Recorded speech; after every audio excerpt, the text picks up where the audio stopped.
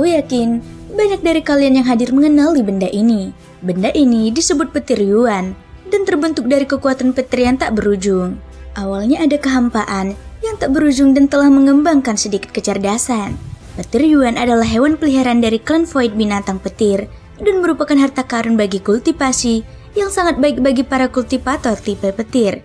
Shoyan mengangkat alisnya saat mendengar kata-kata Ji Yun dari atas panggung. Pikirannya tanpa sadar teringat pada binatang besar yang pernah dituminya saat pertama kali memasuki benua Yuanyu.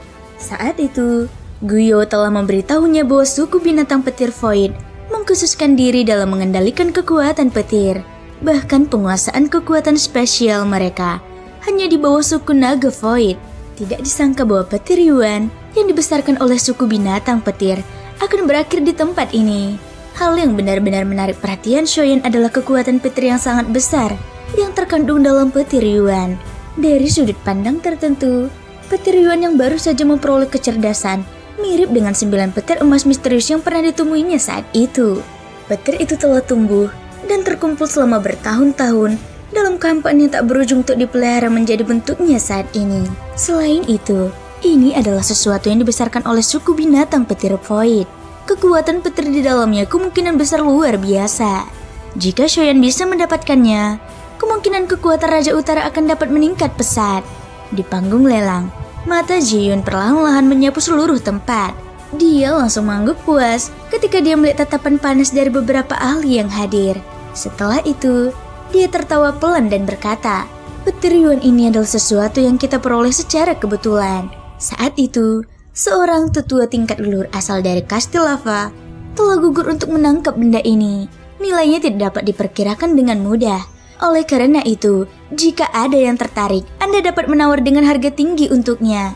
Ji Yun telah menjelajahi benua selama bertahun-tahun dan memiliki sedikit gambaran tentang nilai petir Yuan. Oleh karena itu, memberikan harga kembali kepada para tamu di panggung tontonan justru akan memperbesar nilai petir Yuan di hati mereka.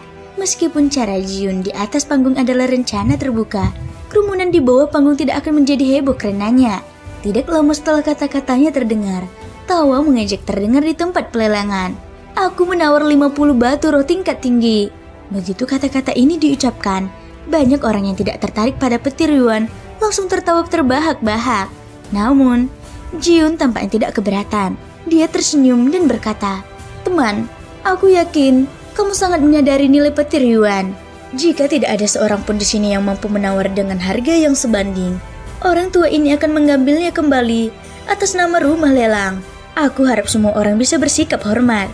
Setelah kata-kata itu diucapkan, lebih dari separuh tawa di tempat pelelangan itu langsung menghilang. Orang yang menawar tadi juga duduk kembali dengan agak canggung. Suasana di tempat pelelangan itu pun menjadi hening sejenak. Tentu saja, ada banyak orang yang tergoda oleh petir Yuan. Namun, mereka yang benar-benar dapat memanfaatkannya, selain para ahli yang mengkhususkan diri dalam atribut petir, tidak memiliki banyak kepercayaan diri untuk memurnikannya. Selain itu, seperti yang dikatakan Ji Yun, semua orang tahu nilai petir Yuan. Semua orang yang hadir hari ini ada di sini untuk mendapatkan peta beringin api. Jika mereka kehilangan uang saat ini, bukankah itu sama saja dengan menyerah pada harta karun yang terkait dengan reruntuhan beringin api? Setelah beberapa lama, tatapan Ji Yun mengamati tempat pelelangan. Melihat tidak ada yang bergerak, dia menjadi sedikit cemas. Jari-jarinya menempuk lengan bajunya dengan lembut, dan tatapannya terus-menerus menyapu tempat pelelangan. Berharap seseorang akan menawar sesegera mungkin. Di tribun saat ini, Shoyan juga mengusap telapak tangannya dan menghitung dalam hatinya. Kemudian, dia membuka mulutnya sedikit. Tepat saat dia hendak menawar, tiba-tiba di tempat pelelangan yang besar, terdengar suara keras. Aku menawar 400 batu roh tingkat tinggi. Suara yang dalam dan keras bergema. Tatapan semua orang mengikuti suara itu dan melihat seorang pria jangkung dan kekar menatap petir Yuan dengan senyum penuh tekad di wajahnya. Dia sengaja menunggu saat ini untuk menguji apakah ada orang lain yang tertarik untuk bersaing dengannya. Selama tidak ada orang lain yang mengajukan penawaran, petir Yuan akan berada di sakunya. Namun, tawaran pria kekar itu tampaknya menyulut api di hati setiap orang. Dua sosok lainnya di tribun yang telah lama terdiam akhirnya perlahan berdiri dan mengajukan tawaran mereka. Aku menawar 500 batu roh tingkat tinggi. Aku menawar 700 batu roh tingkat tinggi. Hal ini menyebabkan ekspresi pria kekar itu langsung berubah menjadi jelek. Dalam waktu yang singkat, harga petir yuan telah dinaikkan ke harga setinggi langit, yakni 2000 batu roh tingkat tinggi oleh ketiga penawar. Di panggung lelang, senyum di wajah Ji Yun semakin lebar. Jelas, harga ini telah melampaui ekspektasi mereka. Namun, saat mereka bertiga baru saja meneriakkan tawaran mereka, tiba-tiba terdengar suara rendah dan dalam di tribun penonton di belakang mereka. Aku menawar 5 batu roh kualitas terbaik. Saat suara itu terdengar, pandangan semua orang beralih ke sumber suara. Namun, yang bisa mereka lihat hanyalah sosok yang samar-samar. Lagi pula, sebagai praktisi leluhur asal, jika seseorang ingin menyembunyikan penampilannya, seseorang tentu memiliki banyak cara untuk melakukannya. Di depan panggung tontonan, Ouyang Miao dan Bai Zhijing tanpa sadar mengerutkan kening. Meskipun suara itu sedikit berubah, suaranya masih terdengar sedikit familiar di telinga mereka. Namun, mereka tidak dapat mengenali siapapun orang itu saat ini. Setelah Xiaoyan mengajukan tawarannya, tidak ada seorang pun di panggung lelang yang mampu menyamainya. 5 batu roh kualitas terbaik. Harga ini dapat digambarkan sebagai sesuatu yang sangat mahal dimanapun ia ditempatkan. Di antara orang-orang yang hadir, selain orang-orang dari berbagai faksi, tidak ada seorang pun yang dapat mengeluarkan begitu banyak batu roh kualitas terbaik sekaligus. Oleh karena itu, selama bukan salah satu faksi tersebut, tidak ada seorang pun yang berani bersaing dengannya. Selamat untuk tuan ini. Kamu telah memperoleh petir yuan ini hanya dengan 5 batu roh kualitas terbaik. Di atas panggung, Ji Yun tersenyum saat ia menangkap 5 batu roh yang dilemparkan Xiaoyan. Kemudian, ia meletakkan petir yuan di depan Xiaoyan. Tuan, jika sangkar luar angkasa ini kehilangan bala bantuan kita, sangkar ini akan bubar dengan sendirinya dalam waktu setengah hari. Selain itu, terserah Anda. Ji Yun memberikan peringatan sederhana. Sekarang setelah ia memperoleh batu roh, dia tentu saja tidak peduli dengan keberadaan petir yuan. Namun, saat ia berbicara, ia terkejut melihat tirai hitam pekat berkumpul diam-diam di depan Xiaoyan. Kemudian, tirai itu menelan petir yuan. Apakah itu jalan agung kehampaan? Melihat kejadian ini, keterkejutan terpancar di mata lelaki tua itu. Untungnya, dia bukan orang yang tidak berpengalaman. Dia segera menenangkan emosinya dan memfokuskan perhatiannya pada barang lelang berikutnya. Setelah petir yuan ini, emosi semua orang di aula lelang masih tinggi. Namun, Xiaoyan yang berada di belakang sudah kehilangan minatnya. Setelah berhasil menyelesaikan banyak barang langka, beberapa jam tanpa disadari berlalu di tengah kebisingan ini. Tatapan mata yang tak terhitung jumlahnya di aula lelang menatap tajam ke arah Ji Yun di panggung lelang. Di sisi lain, faksi-faksi di barisan depan tidak bisa menahan diri untuk tidak mengerutkan kening. Lebih dari separuh barang lelang telah terjual. Tetapi, peta misterius yang terkait dengan sisa-sisa runtuhan beringin api belum muncul. Pada saat tertentu, sosok Ji Yun di atas panggung berangsur-angsur menghilang, dan seorang lelaki tua berwajah hijau dengan jubah merah muncul dengan aneh di sampingnya. Pada saat yang sama, suasana di aula pelelangan menjadi agak serius. Merasakan perubahan suasana, Xiaoyan yang sedang beristirahat dengan mata terpejam di belakang tribun, tiba-tiba membuka matanya. Pandangannya langsung tertuju pada sosok di depannya. Kemudian, alisnya berkedut saat dia bergumam karena terkejut. Seorang ahli yang mulia asal? Sepertinya, sudah waktunya untuk acara utama. Sosok Xiaoyan berdiri tegak sambil bergumam pada dirinya sendiri. Pada saat yang sama, suara serak perlahan terdengar dari mulut lelaki tua berwajah hijau itu. Akulah Zhuo, si wajah hijau, orang kedua yang memimpin kastil lava. Selanjutnya, aku akan melelang barang lelang terakhir di pameran dagang ini. Setelah berbicara, Zhuo yang berwajah hijau dengan santai membuat gerakan meraih. Ruang di depannya segera terdistorsi, dan perkamen merah tua yang sedikit kusut muncul di depan orang banyak. Di area pelelangan, tatapan semua orang langsung tertuju pada perkamen saat ia muncul. Sementara, organ di tubuh beberapa ahli mulai beredar secara tidak sadar. Di atas panggung, dengusan dingin samar terdengar dari hidung pria berwajah hijau itu. Aura dan tekanan yang mengerikan menyebar dari tubuhnya, menyebabkan orang-orang yang memiliki fantasi di hati mereka langsung menghilangkan pikiran di hati mereka. Bahkan beberapa orang yang duduk di barisan depan juga sedikit mengernyit. Semuanya, meskipun lelang sudah mencapai tahap seperti itu, orang tua ini akan menyarankan semua orang untuk tetap tenang. Pada akhirnya, ini hanyalah barang lelang. dan kamu tidak dapat mempertaruhkan seluruh kekayaanmu padanya. Tempat pelelangan yang sangat besar itu benar-benar sunyi setelah kata-kata pria berwajah hijau itu yang mengandung maksud jahat. Bahkan beberapa orang yang lebih sombong tidak dapat menahan rasa takut yang melonjak di mata mereka. Pada akhirnya, dia adalah seorang ahli yang mulia asal. Dalam menghadapi kekuatan absolut, tidak peduli orang macam apa mereka hanya bisa menundukkan kepalanya dengan sukarela. Shoyan tanpa sadar menggelengkan kepalanya saat merasakan aura dan tekanan yang menunjukkan dari Zuo yang berwajah hijau. Hanya auranya saja yang mampu mengintimidasi orang-orang kuat yang menjelajahi benua ini. Seorang ahli yang mulia asal memang menakutkan. Pria berwajah hijau itu berkata, "Aku yakin semua orang sudah melihatnya. Barang ini adalah peta peninggalan seorang ahli yang mulia asal. Setelah diverifikasi oleh jajaran atas kastil lavaku, kami dapat memastikan bahwa peta ini adalah peta lembah batu kapur, reruntuhan beringin api." Tatapan dingin di matanya beberapa saat yang lalu telah sepenuhnya menghilang, dan kata-katanya langsung membuat kerumunan mendidih karena kegembiraan. Peta lembah batu kapur, itulah inti dari runtuhan beringin api.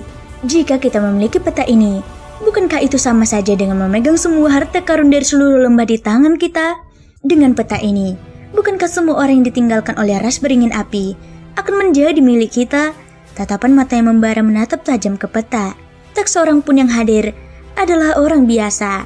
Mereka sangat menyadari betapa kuatnya ras beringin api dulu, dan lembah batu kapur dulunya adalah area inti ras beringin api. Ada banyak harta karun di dalamnya. Meskipun telah hancur setelah beberapa pertempuran, bahaya di dalamnya masih tak tertahankan. Bahkan seorang ahli yang mulia asal tidak akan mampu bertahan hidup jika mereka secara tidak sengaja memasuki perangkat atau formasi.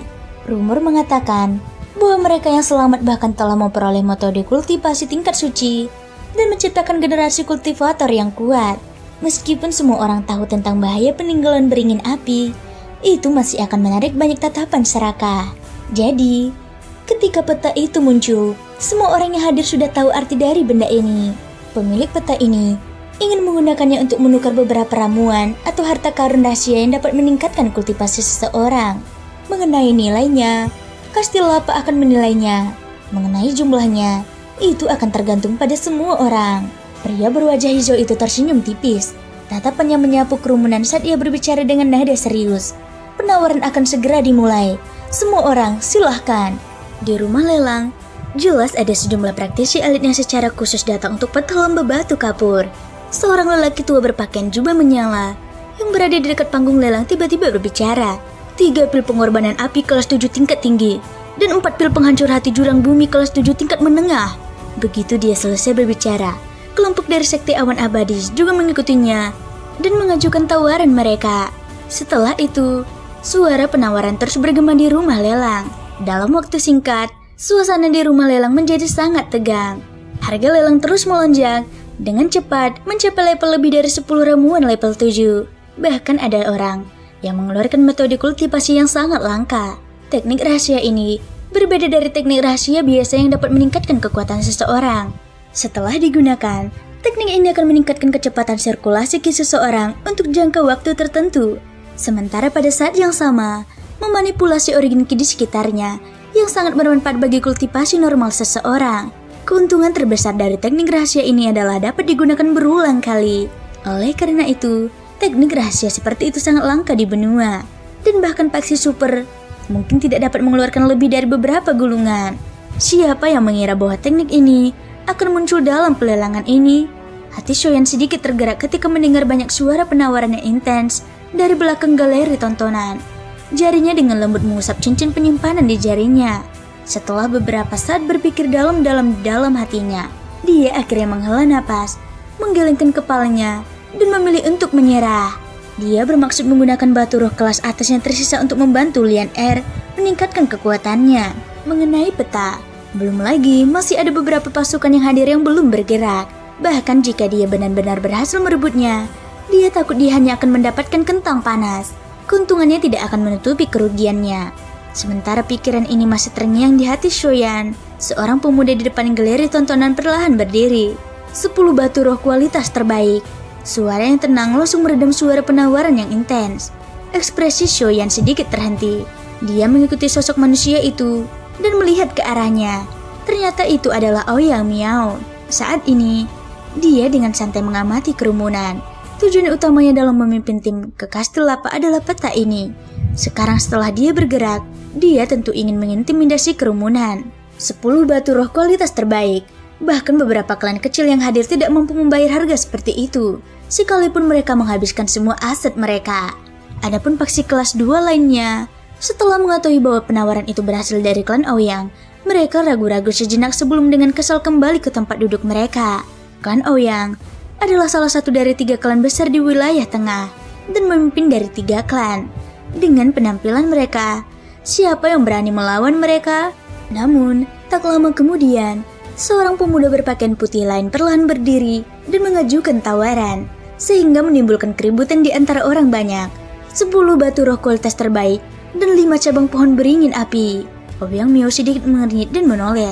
Satu-satunya orang yang bisa bersaing dengannya tentu saja adalah orang dari klan Bai Jijing. Ouyang Miao dengan tenang menaikkan harga lagi. Tetapi yang terakhir tidak mau kalah.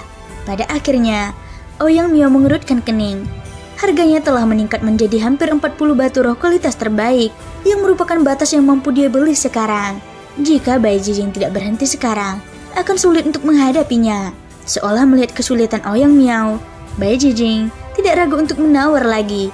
Kemudian, di bawah tatapan mata Ouyang Miao yang agak muram, ia berhasil memperoleh peta lembah tebing dengan 20 batu roh kualitas terbaik, 15 cabang pohon beringin api, dan 2 pil transformasi angin kelas 7 kelas atas.